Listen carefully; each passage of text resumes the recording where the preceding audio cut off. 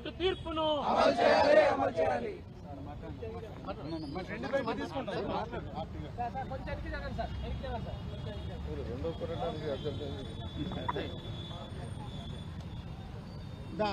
సతీష్ పెట్టు పెట్టు పెట్టరి పెట్టరే తీసుకుంటారు పెట్టరి.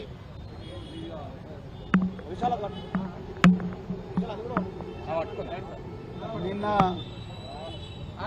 తెలంగాణ పబ్లిక్ సర్వీస్ కమిషన్ ఆధ్వర్యంలో నిర్వహించిన గ్రూప్ 1 ఎగ్జామినేషన్కు సంబంధించి గౌరవ తెలంగాణ హైకోర్టు ఇచ్చిన తీర్పును వెంటనే అమలు చేయాలి, ఈ గ్రూప్ 1 ఎగ్జామినేషన్ను మళ్ళీ రద్దు చేసి మళ్ళీ కండక్ట్ చేయాలి అని చెప్పి ఈరోజు భారత రాష్ట్ర సమితి తరఫున మా సీనియర్ నాయకులు ఎమ్మెల్సీ శ్రీ డాక్టర్ దాసోజు శ్రవణ్ గారి నాయకత్వంలో నేను, అదేవిధంగా బీఆర్ఎస్ నాయకులు, మిగతా సీనియర్ నాయకులు అందరం కూడా కలిసి మరి ఈరోజు టీజీపీఎస్సీ ఆఫీస్ దగ్గర రిప్రజెంటేషన్ ఇవ్వడం జరిగింది. మరి ముందు అపాయింట్మెంట్ తీసుకున్నా కూడా మరి చైర్మన్ గారు ఎందుకో మరి లేకుండా పోయారు. మరి మేము ఈరోజు ఆ రిప్రజెంటేషన్ సెక్రటరీ గారికి ఇవ్వడం జరిగింది. నిజానికి ఈరోజు రేవంత్ రెడ్డి ప్రభుత్వం అసమర్థ పాలనకు ఇది ఒక తార్కాణం. ఈ గ్రూప్ 1 ఎగ్జామినేషన్ అనేది కేవలం సోనియా గాంధీ గారి కళ్ళల్లో ఆనందం చూడడానికి, కాంగ్రెస్ నాయకులకు లాభం చేకూర్చడానికి, వాళ్ళ క్యాండిడేట్లకు లాభం చేకూర్చడానికే ఈ హడావిడిగా ఈ జీవో 29 తీసుకొచ్చి అదేవిధంగా ఆదరాబాదరాగా ఈ ఎగ్జామ్ను తూతూ మంత్రంగా నడిపించి ఇష్టం వచ్చినట్టు కూడా ఎగ్జామినేషన్ హాల్స్ పెట్టి అదేవిధంగా క్యాండిడేట్లను ర్యాండమైజ్డ్ ప్రొసీజర్ ప్రకారం అలాట్ చేయకుండా వాళ్ళని ఇష్టం వచ్చినట్టుగా మరి అలాట్ చేసి అదేవిధంగా మూల్యాంకనంలో కూడా అన్ని తప్పులు, ఒకటవ తరగతి పేపర్ దిద్దే ఉపాధ్యాయుడు కూడా తప్పులు చేయడు. కానీ అలా టీజీపీఎస్సీ అధికారులు అన్ని తప్పులు చేసి ఇలా వేలాది మంది నిరుద్యోగుల నోట్ల మట్టి కొట్టిండ్రు. ఇలా తెలంగాణ తెచ్చుకున్న తర్వాత మరి గ్రూప్ 1 ఉద్యోగాలు వచ్చి వాళ్ళందరూ కూడా మరి సర్వీసులో మంచిగా పనిచేసి ఐఏఎస్లు, ఐపీఎస్లు, ఐఎఫ్ఎస్లు అయ్యే పరిస్థితి ఉండే. కానీ అలా పిల్లలందరి కళలు కూడా మన కళ్ళ ముందరనే కరిగిపోతున్నాయి. దీనికి అంతటికీ కారణం రేవంత్ రెడ్డి మాత్రమే. టీఎస్పీఎస్సీ మీద విపరీతమైన ప్రెషర్ తీసుకొచ్చి మరి ఎగ్జామ్ ఇష్టం వచ్చినట్టుగా పెట్టి మీరు ఏమైనా కానీ రిజల్ట్స్ పబ్లిష్ చేయండి అన్నారు. అందుకొరకు ఇన్ని తప్పులు జరిగినాయి. అదేవిధంగా కాంగ్రెస్ నాయకులు ఒక పెద్ద కుంభకోణానికి తెరదీపిండ్రు. ఇలా మీరు మీడియాలో చూస్తున్నారు, కొంతమంది పేరు చెప్పడానికి ఇష్టం లేని అభ్యర్థులు, కొంతమంది కాంగ్రెస్ నాయకులు వాళ్ళ దగ్గర నుంచి డబ్బులు అడిగినట్టుగా వాళ్ళు మీడియాలో చెప్తా ఉన్నారు. ఒక ట్రాన్స్ఫర్కే మేము కాంగ్రెస్ వాళ్ళ 30 లక్షలు తీసుకుంటాము, మీరు గ్రూప్ 1 ఉద్యోగం కావాలంటే 3 కోట్ల రూపాయలన్నా ఇవ్వరా అని చెప్పి కాంగ్రెస్ నాయకులు నిరుద్యోగులతో బేరసారాలు చేస్తున్నట్టుగా కూడా మీడియాలో వార్తలు వస్తున్నాయి. అయ్యా రేవంత్ రెడ్డి గారు, మీరు సిబిఐ విచారణ జరపాల్సింది కాళేశ్వరం ప్రాజెక్టు మీద కాదు, జనాల పొట్టనిప్పే కాళేశ్వరం ప్రాజెక్టు మీద కాదు, నిరుద్యోగుల పొట్టగొట్టే ఈ ఎగ్జామినేషన్లు ఏవైతే అవకతవకలు ఉన్నాయో టీజీపీఎస్సీ వ్యవహారం మీద సిబిఐ ఎంక్వైరీ జరపాలి.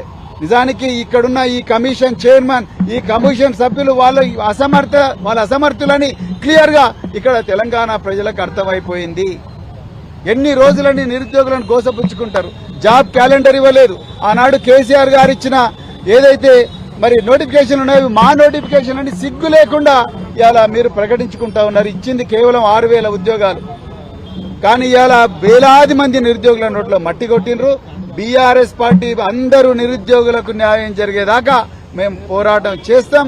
పెద్దలు కేసీఆర్ గారు ఏవైతే నిరుద్యోగుల ప్రయోజనాలు గుండెలో పెట్టుకొని కాపాడుకున్నారో, లక్షలాది మంది ఉద్యోగాలు ఇచ్చారో, మళ్లీ ఆ రోజులు వచ్చేదాకా నిరుద్యోగులకు మళ్లీ స్వర్ణయుగం వచ్చేదాకా పోరాడతాం. తప్పకుండా ఈ టీజీపీఎస్సీ వాళ్ళు మళ్లీ ఎగ్జామ్ పెట్టేదాకా ఈ బీఆర్ఎస్ పార్టీ, బీఆర్ఎస్పీ రెండు కూడా పోరాడతాయని చెప్పి చెప్తూ మరొకసారి మరి మా ఎమ్మెల్సీ శ్రావణ్ గారు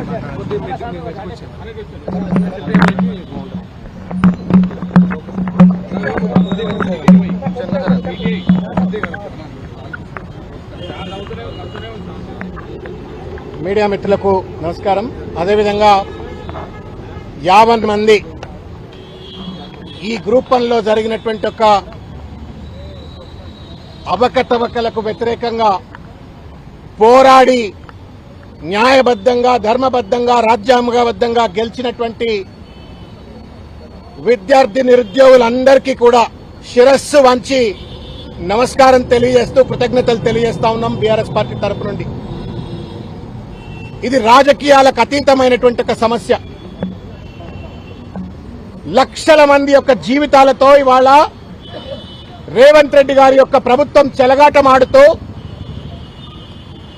ఇష్టం వచ్చినట్టుగా టీజీపీఎస్సీలో ఉన్నటువంటి ఒక నియమ నిబంధనలన్నీ కూడా తుంగలో తొక్కి వాళ్ళ స్వంత పరీక్ష అయినట్టుగా ఇష్టం వచ్చినట్టు నిర్వహించి ఇవాళ చేయకూడని తప్పులన్నీ కూడా చేసినారు. నిన్న హైకోర్టు వాళ్ళకి చేతులెత్తి దండం పెట్టాలా, వాళ్ళ కాళ్లు కడిగి దండం పెట్టాలనిపిస్తా ఉంది హైకోర్టు వారికి. 227 పేజీల జడ్జిమెంట్ ఇచ్చినారు. ఆ జడ్జిమెంట్ లో ఉన్నటువంటి ఒక పదం రేవంత్ రెడ్డి గారి ప్రభుత్వానికి, టీజీపీఎస్సీకి చెంప చెళ్లు అనిపించినట్టుగా ప్రతి పదాన్ని కూడా ఆ జడ్జిమెంట్ లో రాసిండ్రు. మానవత్వం ఉన్నటువంటి ఏ మంత్రి అయినా, ముఖ్యమంత్రి అయినా, ఐఏఎస్ ఆఫీసర్ అయినా, బ్యూరోక్రాట్ అయినా ఒకసారి ఆ జడ్జిమెంట్ చదివిన తర్వాత మాట మాట్లాడకుండా హైకోర్టు తీర్పును వెంటనే అమలు చేస్తూ మొత్తానికి గ్రూప్ 1 పరీక్షను మళ్ళా రీకండక్ట్ చేయవలసిన అవసరం ఉంది. అది హాల్ టికెట్ల వితరణ విషయంలో కావచ్చు, ఒకే సెంటర్లో ఇష్టం వచ్చినట్టు అభ్యర్థులను సీరియల్ గా పెట్టడం కావచ్చు, ఒకే సెంటర్లో ఇష్టం వచ్చిన ర్యాంకులు ఇవ్వడం కావచ్చు, తెలుగు మీడియం వాళ్ళ నోట్లలో మన్ను కొట్టే విధంగా, వాళ్ళ జీవితాలు చెలగాటమాడే విధంగా వాళ్ళకు మార్కులు తక్కువ ఇవ్వడం కావచ్చు. ఇట్లా పుంకాలుగా ఆ జడ్జిమెంట్ లో ఉన్న అంశాలన్నీ కూడా చదివిన తర్వాత ఇది టీజీపీఎస్సీ కాదు, ఇది తెలంగాణ నిరుద్యోగుల పార్టీ శాపం అనేటువంటి ఒక రీతిలో కనబడ్డది. రేవంత్ రెడ్డి గారు, ఈ ప్రభుత్వం, ఈ టీజీపీఎస్సీ ఇద్దరు కూడా బాధ్యులనే విషయం కనబడ్డది. వాస్తవం ఏంటంటే గ్రూప్ 1 ఎగ్జామినేషన్ నోటిఫికేషన్ వచ్చినప్పటి నుండి విద్యార్థుల జీవితాలతో చెలగాటమాడుతా ఉన్నారు.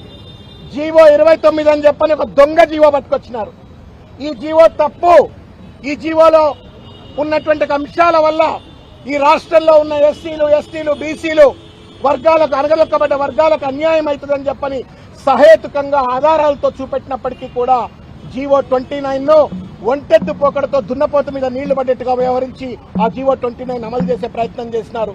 సరే, ప్రిలిమ్స్ అయిపోయింది, కనీసం మెయిన్స్ ఎగ్జామ్ అన్నా చక్కగా నిర్వహిస్తారా అంటే దాన్ని కూడా పూర్తిగా లోపభూయిష్టంగా నిర్వహించినారు. ఇంతకుముందు పెద్దలు ఆర్ఎస్ ప్రవీణ్ కుమార్ గారు చెప్పినట్టుగా మొత్తానికి గ్రూప్ 1 ఉద్యోగాలన్నీ కూడా అమ్ముకున్నారో ఏమో అని చెప్పని అనుమానం కలుగుతా ఉంది. లేకపోతే మెడకాయ మీద తలకాయ ఉన్నవాడు ఎవడైనా సరే, అడ్మినిస్ట్రేటివ్ రూల్స్ పట్ల కనీస అవగాహన ఉన్నవాడైనా సరే, టీజీపీఎస్సీ రూల్స్ ను అమలు చేయాలని చిత్తశుద్ధి ఉన్నవాడు ఎవడు కూడా ఈ రకమైనటువంటి ఒక తప్పులు కూడా చేయరు. నేను తెలంగాణలో ఉన్న నిరుద్యోగులకు, విద్యార్థులకు, అధ్యాపకులకు అందరికీ విజ్ఞప్తి చేస్తాను. ఒకసారి ఆ 220 పేజీల జడ్జిమెంట్ కాపీని చదివితే రేవంత్ రెడ్డి నిజ రంగు బయటపడుతుంది, టీజీపీఎస్సీ నిజ రంగు బయటపడుతుంది. కాబట్టి మేము బీఆర్ఎస్ పార్టీ తరపు నుండి ఈరోజు ఇక్కడికి వచ్చినాము. మళ్ళా మా గెల్లు శ్రీనివాస్ గారు, విద్యార్థి నాయకులు, వారు వివరంగా భవిష్యత్ కార్యాచరణ ప్రకటిస్తారు. కానీ మేము ఇవాళ కేటీఆర్ గారి యొక్క ఆదేశాల మేరకు మేము ఇక్కడికి వచ్చాము. వచ్చి మేము కమిషన్ వారికి ఒకటి, బేషరతుగా మీరు హైకోర్టు ఆర్డర్ను అమలు చేయండి. We are hearing the news that ఏదో రిట్ అపీల్ చేస్తాం, పెద్ద లాయర్లను పట్టుకొస్తాం, పెద్ద లాయర్లను పట్టుకొచ్చి మేము డబ్బులున్న లాయర్లను పట్టుకొచ్చి మేము ఏదో మ్యానిపులేట్ చేస్తాము, రిట్ అపీల్ చేస్తాము, ఫస్ట్ కోర్టుకు పోతామని చెప్పని అంటున్నారు. ఏ కోర్టుకు పోయినా నిర్దాక్షిణ్యంగా మీరు నిరుద్యోగుల గొంతు కోసినట్టే. మీ దగ్గర డబ్బులు ఉండొచ్చు, పెద్ద రాయలు రావచ్చు, రిట్ అపీల్ చేయొచ్చు, సుప్రీంకోర్టు పోవచ్చు, ఇంకెక్కడికైనా పోవచ్చు. మీరు వేసే ప్రతి అడుగు తెలంగాణ నిరుద్యోగ విద్యార్థుల యొక్క భవిష్యత్తును సర్వనాశనం చేసినట్టే, కాల రాసినట్టే అనే విషయాన్ని రేవంత్ రెడ్డి గారు, టీజీపీఎస్సీ తెలుసుకోవాలని చెప్పని. హుందాతనం ఉండాల. చేసిన తప్పును కోర్టు ఇంత స్పష్టంగా చెప్పిన తర్వాత హుందాతనంతో తప్పును ఒప్పుకొని ఆ పరీక్షను పూర్తిగా రద్దు చేస్తే మీకు కూడా మానవత్వం ఉంది, విఘ్నత ఉంది అని చెప్పని ప్రజలు అనుకుంటారు. కాబట్టి ఈ యొక్క పరీక్షను రిటపీల్ అని చెప్పని హైకోర్టు ఆర్డర్కు వ్యతిరేకంగా పోకుండా వెంటనే రద్దు చేయాలని చెప్పని, అదేవిధంగా ఇన్ని తప్పులు ఎట్లా జరుగుతాయి? There is an IAS officer sitting there. ఆయన ఒక చైర్మన్, ఆయన కింద ఇంకొక సెక్రటరీ ఉంది, ఆమె ఐఏఎస్ ఆఫీసర్. ఇంతమంది అధికారులు ఉన్నారు. ఇంతమంది ఉండగా ఇన్ని లోపభూయిష్టంగా ఎగ్జామ్ ఎట్లా నిర్వహిస్తారు? ఇన్ని లక్షల మంది జీవితాలతో ఎట్లా చెలగాటమాడతారు? అంటే తప్పనిసరిగా దీంట్లో ఉన్నటువంటి ఒక అవినీతి వెనక ఉన్నటువంటి ఒక పెద్దలు ఎవరు, తిమింగలాలు ఎవరు బయటికి రావాలా. వాళ్లపైన చర్యలు తీసుకోవాలంటే పూర్తి స్థాయిలో విచారణ జరపాలని చెప్పని కోరుతా ఉన్నాం. అదేవిధంగా ఇంకొక విషయం ఓపిక బట్రి, ఇంకొక విషయం ఏంటంటే ఇవాళ కోర్టు చెప్పింది టీజీపీఎస్సీ తప్పని, ప్రభుత్వం తప్పని చెప్పింది. మరి కేసులు పెట్టిన విద్యార్థుల పైన కేసులు పెట్టిన కేసులు ఎట్లా నిలవాలా? ప్రభుత్వం బేషరతుగా కేసులన్నీ కూడా ఎత్తివేయాలని చెప్పని డిమాండ్ చేస్తా ఉన్నాము. భవిష్యత్ కార్యాచరణ తప్పనిసరిగా పెద్ద ఎత్తున ఉంటుంది. నిరుద్యోగుల పక్షాన ఈ అవినీతిని మాత్రం కొనసాగనీయం. ఈ యొక్క జులుంను విద్యార్థుల పట్ల, నిరుద్యోగుల పట్ల ఈ జులుంను మేము కొనసాగనీయం. రాహుల్ గాంధీని తీసుకొచ్చి అశోక్ నగర్ లో ఓట్లు వేయించుకున్నారు. రేవంత్ రెడ్డి అశోక్ నగర్ పోయి ఓట్లు వేయించుకున్నారు. ఇవాళ సిగ్గు ఎక్కువ లేకుండా, కనీస కృతజ్ఞత లేకుండా ఇవాళ అశోక్ నగర్ నిండా పోలీసులే, చిక్కడపల్లి లైబ్రరీ దగ్గర పోలీసులే. మరి వాళ్ళ మిలిటెంట్లా, టెర్రరిస్ట్లా? హైకోర్టు తీర్పు వచ్చిన తర్వాత విజయోత్సవం కూడా జరుపుకోవద్దు, వాళ్ళు కనీసం సంబరాలు చేసుకోవద్దు అన్న రీతిలో పోలీసుల పదగట్టాల కింద విద్యార్థుల యొక్క ఆకాంక్షలు, నిరుద్యోగుల ఆకాంక్షలు అణగదొక్కాలనే ప్రయత్నం చేయడం అన్యాయం, నేరం. దీన్ని మేము తీవ్రంగా ఖండిస్తా ఉన్నాం.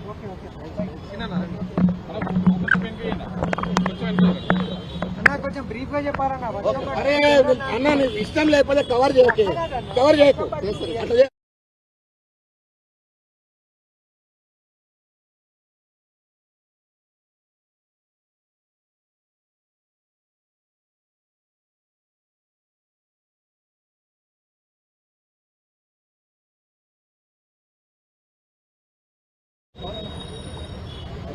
నిన్న రాష్ట్ర హైకోర్టు గ్రూప్ 1 పరీక్ష విషయం లోపల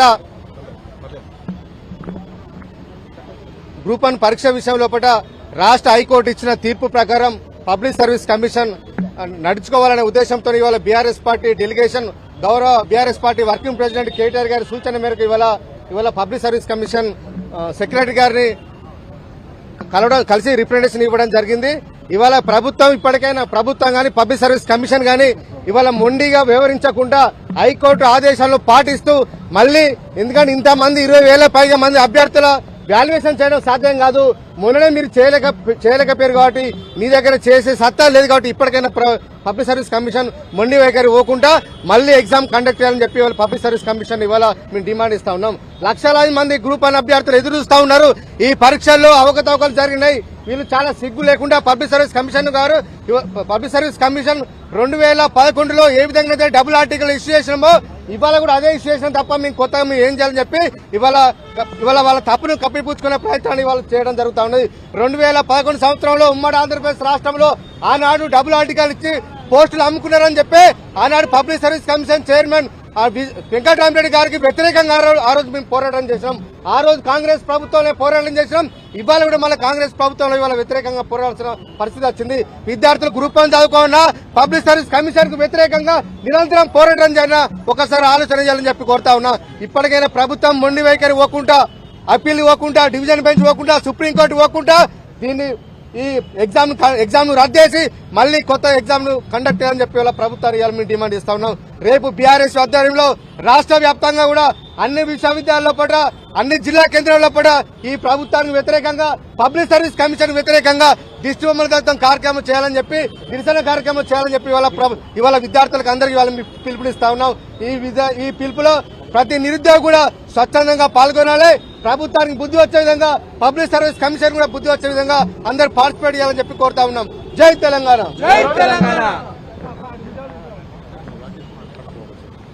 టీఎస్పీఎస్సీ కాస్త ఈరోజు టీపీసీసీగా మారిపోయింది.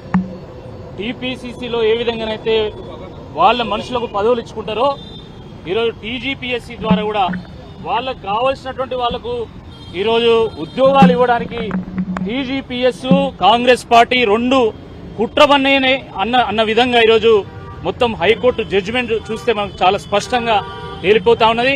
కాంగ్రెస్ అంటేనే అది స్కామ్ల పార్టీ. దాని సహజత్వాన్ని కోల్పోకుండా చివరకు గ్రూప్ 1లో కూడా ఒక స్కామ్ చేయడం చాలా చాలా దురదృష్టకరం. ఈరోజు నిరుద్యోగుల పరిస్థితి ముందు గొయ్యి వెనుక నొయ్యి అన్న చందంగా ఈరోజు ఉన్నది.